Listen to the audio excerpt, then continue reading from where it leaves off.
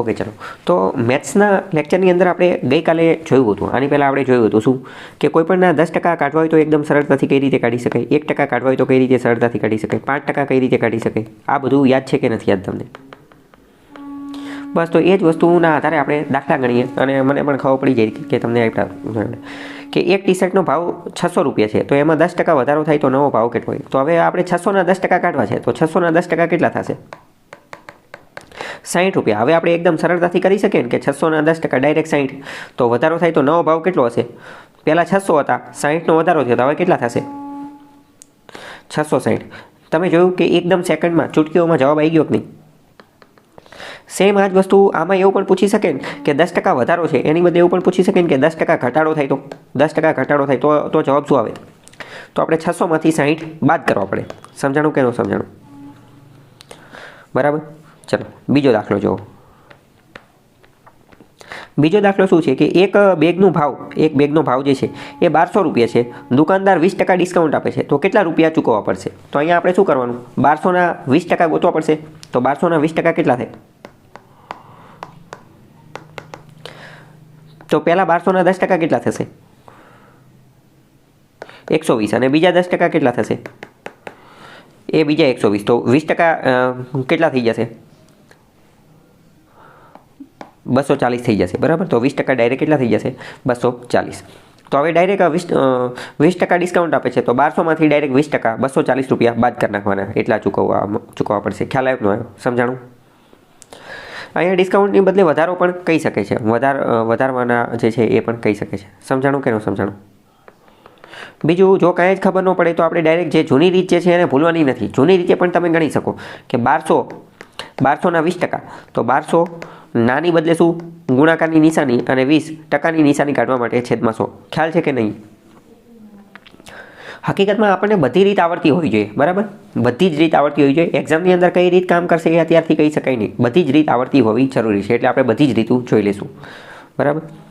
આગળનો બીજો દાખલો જુઓ કે તમારો માસિક પગાર 25,000 છે, કંપની 5% વધારો આપે છે, તો નવો પગાર કેટલો થશે?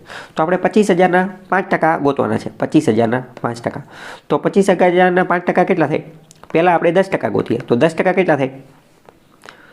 2500. છેલ્લા એક અંક પછી પોઈન્ટ મૂકી દઈએ તો 2500. અને હવે 5% ગોતો છે, તો ડાયરેક્ટ એના અડધા કરી નાખીએ, તો અડધા કેટલા થાય? 2500ના અડધા 1250. બરાબર. એવું પણ ન આવડે તો આપણે એ વસ્તુ પણ કરી શકીએ કે 2000ના અડધા કરી નાખવી. પહેલાં 2000ના અડધા થાય 1000, 500ના અડધા કરી નાખવી, 500ના 250, અને પછી બેનો ટોટલ કરી નાખીએ. ખ્યાલ આવ્યો કે ન આવ્યો? અહીંયા આપણે બીજી એક વસ્તુનો પણ ઉપયોગ કરી શકીએ ને કે અહીંયા 5% વધારો આપેલો છે. બરાબર. તો આપણે 5% ગોતવાના છે, તો 25,000ના પહેલાં 1% ગોત નાખવી તો પણ ચાલે ને? 25,000ના 1% કેટલા થાય? 250. બરાબર. 250. અને એનો ડાયરેક્ટ 5 હારે ગુણાકાર કરી નાખીએ તો પણ ચાલી જાય ને? સમજાણું? મેઇન વસ્તુ શું છે, આપણે એટલે જે છે એ બહુ પહેલાં કોન્સેપ્ટ સમજી ગયા. એકવાર તમે હવે કોન્સેપ્ટ તમારા મગજમાં ક્લિયર થઈ ગયો એટલે હવે આ બધી રમત થઈ ગઈ. હવે આપણે કઈ રીતે ગોતવું, કઈ રીતે ન ગોતવું, હવે આપણે આ બધા સાથે ગેમ રમી શકશું. આ બધી રમત આપણે હવે કરી શકશું. આપણે કઈ રીતે આગળ વધવાનું એ આપણી ઉપર. સમજાણું કે ન સમજાણું? ચલો આગળનો દાખલો જુઓ. મોબાઈલનો ભાવ 18,000 છે, ફેસ્ટિવલ સેલમાં 15% ઘટાડો થયો, તો નવો ભાવ કેટલો હશે? હવે તો 18,000ના 15% ગોતવા છે, તો કઈ રીતે ગોતી શકાય?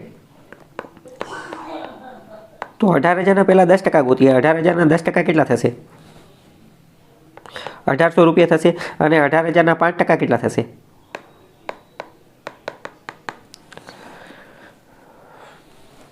તો 18,000ના 5% એ ઓલાના ડાયરેક્ટ અડધા થઈ જશે. 10%ના અડધા, 10%ના અડધા, તો 1800ના અડધા એટલે કે 900.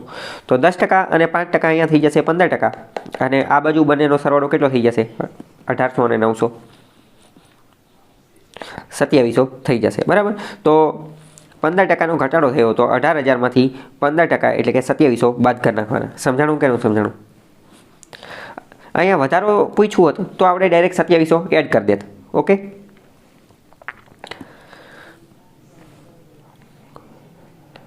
ચલો આગળ બીજો દાખલો જોઈએ. સોનાનો ભાવ 1 ગ્રામ 5,850 છે. 5,850 છે. જો તેમાં 1% વધારો થાય તો આજનો ભાવ કેટલો હશે? તો આપણે 1% ગોતવાના છે 5,850ના. એના 1% કેટલા થશે?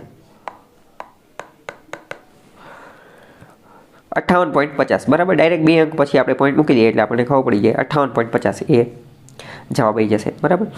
અને બીજું કાંઈ ખબર ન પડે તો 58.50 નાની બદલે ગુણાકાર અને 1/100 એ તો જ્યારે કાંઈ ન ખબર પડે તો એ વસ્તુ તો છે જ ને બરાબર. ઓકે ચલો આગળ આવી જઈએ. એક લાઇટ બિલ 950 છે, 950 લાઇટ બિલ આવ્યું છે અને ગ્રાહકે 5% પેનલ્ટી ભરવી પડે છે, તો કુલ બિલ કેટલું હશે? તો શું કરવું પડે? 950ના 5% ગોતવા પડશે. 950ના 5% કેટલા થશે? તો પહેલાં 950ના 10% ગોતીએ તો 10% કેટલા થાય? તો કે 10% થશે 95. હવે 5% ગોતવા હોય તો એના અડધા, 95ના અડધા કેટલા થાય? ચલો 95ના અડધા આપણને ડાયરેક્ટ ન ફાવે તો શું કરવાનું? તો પહેલાં 90ના અડધા કરી નાખવાના. 90ના અડધા કેટલા થાય? 90ના અડધા 45 થશે અને ઉપરના 5ના અડધા કરીએ. ઉપરના 5ના અડધા કેટલા થાય? અઢી, 2.5, 2.5 અઢી થાય. તો 45 અને અઢી કેટલા થાય? 45 અને 2.5 તો 47.5 થશે. ખ્યાલ આવ્યો કે ન આવ્યો? આવી રીતે કોઠા સૂત્રનો ઉપયોગ કરવાનો અને જે મૌખિક ગણતરી કરવાની કોશિશ કરવાની બરાબર. આવી રીતે આગળ વધવાનું અને 47.5 તો હવે 950 950માંથી એને બાદ કરી નાખવાનું. ઓકે ખ્યાલ આવ્યો કે ન આવ્યો? ચલો આગળ બીજો દાખલો જુઓ. એક શૂઝનો ભાવ 2600 છે, સ્ટોર 50% ડિસ્કાઉન્ટ આપે છે, તો નવો ભાવ કેટલો હશે? તો 50% ગોતો હોય તો આપણે ગઈકાલે જોયું હતું કે કોઈ પણના 50% ગોતો હોય, 50% એટલે કે 1/2 એટલે કે શું? અડધું. ગમે ત્યારે 50% કીધું હોય કે 1/2 કીધું હોય, હંમેશા આપણે એનું અડધું કરી નાખવાનું. તો 2600ના અડધા કેટલા થઈ જશે? 1300, 13 દુ 26 બરાબર 1300. તો કેટલા મળશે? 1300માં મળશે. ઓકે ખ્યાલ આવ્યો કે ન આવ્યો? આગળનો બીજો દાખલો જો. એક ઘર માલિકનું ભાડું 8000 છે, દર વર્ષે 10%થી ભાડું વધે છે, તો આગામી વર્ષનું ભાડું કેટલું થશે? તો 8000ના 10% ગોતવાના છે, કેટલા થશે? 800. તો હવે આગામી વર્ષનું ભાડું કેટલું થઈ જશે?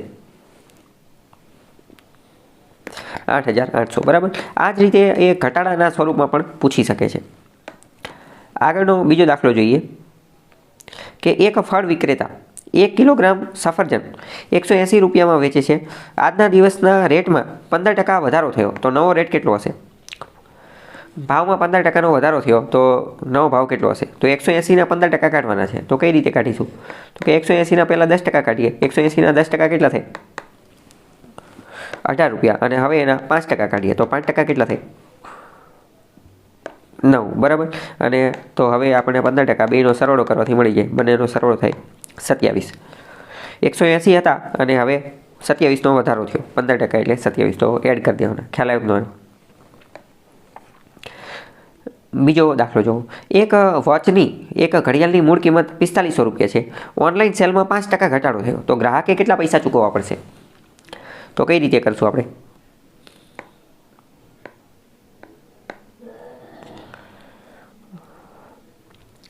એની કરતાં આપણે ડાયરેક્ટ 4500ના 10% ગોતી નખાય ને. 10% કેટલા થશે?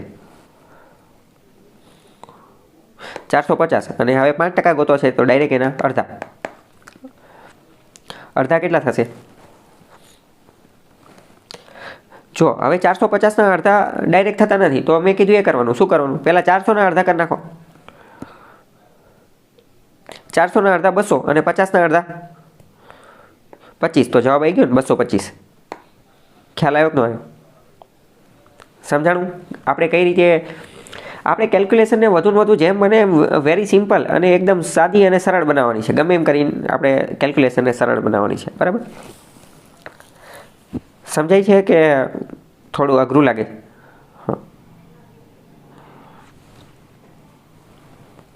તમે દર વખતે એવું જ કરતા હતા? દર વખતે તમે એવું જ કરતા હતા કે 1% કરી અને 1% કરીને પછી મલ્ટીપ્લાય 5 કરવાની? તો કઈ રીતે કરતા હતા?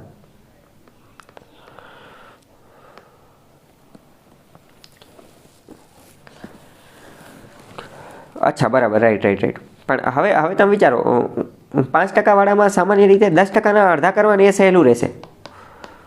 10%ના અડધા કરવાના એ સહેલું રહેશે. અને અમુક વાર ગુણાકારવાળું પણ સહેલું રહેતું હોય.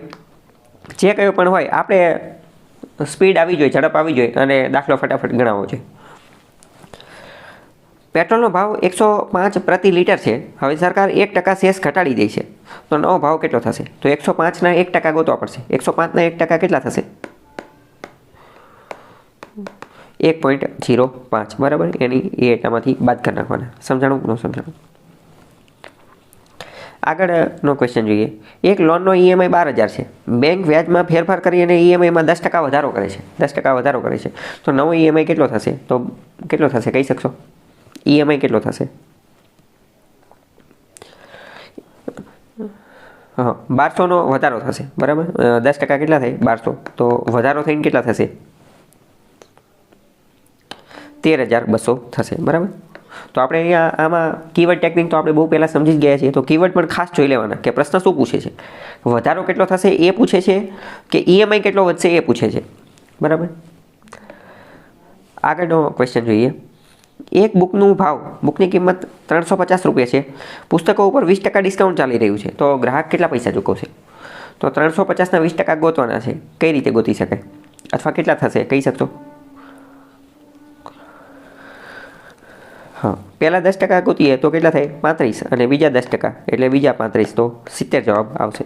સમજાણું ન સમજાણું? બીજો દાખલો જુઓ. એક યુનિવર્સિટીની હોસ્ટેલ ફીસ 72,000 છે. તેમાં 5% વધારો થાય છે. તો નવી ફી કેટલી થશે? તો શું કરવું પડશે? પહેલાં 72,000ના કેટલા ગોતવા પડશે? 72,000 10% ગોતીએ તો કેટલા થશે? 7,200. અને હવે એના અડધા કરીએ તો ડાયરેક્ટ 5% મળી જાય. તો અડધા કેટલા થાય એના?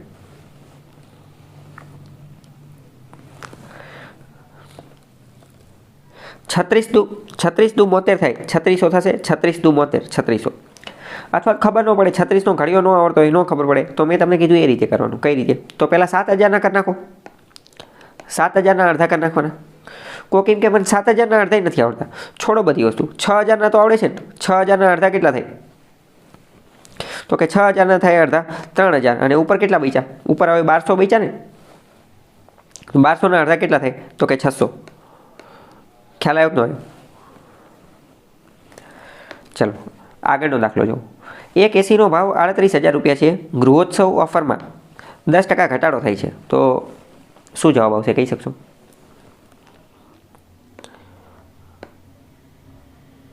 હા, 38,000ના રાઈટ 10% ગોતવાના છે. તો ડાયરેક્ટ 3800 બાદ થઈ જશે. 3800, બરાબર. અને જે જવાબ આવે એ.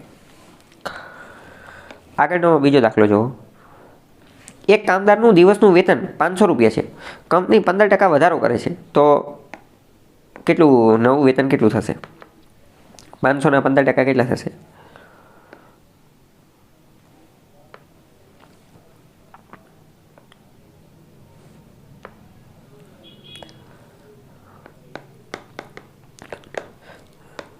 તો પહેલાં 10% થઈ જશે 50, અને બીજા 5% થઈ જશે એના અડધા એટલે કે 25, અને બેયનો સરવાળો કરો એટલે 75. 75નો વધારો થશે.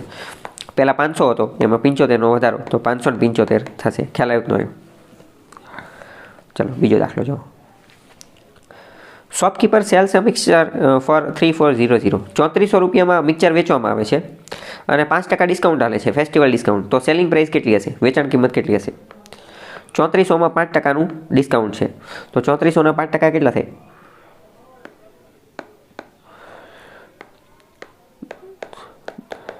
તો 3400ના 10% પહેલાં થાય 340. હવે 340ના અડધા કરો એટલે 5% મળે. તો કેટલા થાય અડધા 340ના? 17 દુ 34 એટલે કે 170. 17 દુ 34 ખબર ન હોય તો શું કરવાનું? પહેલાં 300ના અડધા કરવાના, પછી 40ના અડધા કરી નાખવાના, બરાબર. આગળનો દાખલો જુઓ. એક ઇલેક્ટ્રોનિક વસ્તુ 12,500ની છે. જો તેમાં 50% કિંમતમાં ક્રેશ સેલ ઘટાડો થયો, 50% ઘટી, તો શું થાય? 50% ગોતવા હોય તો શું કરવાનું? ડાયરેક્ટ એ વસ્તુના અડધા કરી નાખવાના. તો 12,500ના અડધા કેટલા થાય? 12,500ના અડધા કરતાં ન ફાવે તો શું કરવાનું? પહેલાં 12,000ના અડધા કરવાના. 12,000ના અડધા કેટલા થાય? 6,000. અને ઉપરના 500ના અડધા કરવાના. 500ના અડધા કેટલા થાય? 250, 250, 250. તો 6,250 જવાબ આવશે. એટલે કે એટલો ઘટાડો થશે. એ વળી પાછા આમાંથી બાદ કરવાના. સમજાણું કે ન સમજાણું? ઓકે ચાલો, તો અહીંયા ઓલમોસ્ટ બધા જ દાખલા પૂરા થઈ ગયા છે. આપણે બધા દાખલા જોઈ લીધા. તમને એવું નથી લાગ્યું કે બહુ સ્પીડમાં ચલાવી દીધું? બરાબર. જોકે આમે ઓલરેડી આપણે ચર્ચા કરી દીધેલી હતી અને તો સ્પીડમાં ચલાવવાનું હતું. સ્પીડમાં ચલાવવા માટે તો આપણે આ બધી રીત શીખેલા હતા એક્ઝામમાં, કારણ કે ઓલરેડી એટલો બધો ટાઈમ હોતો નથી. સમજાણું? ટકાવારીની અંદર કંઈ ડાઉટ હોય તો પૂછી લો.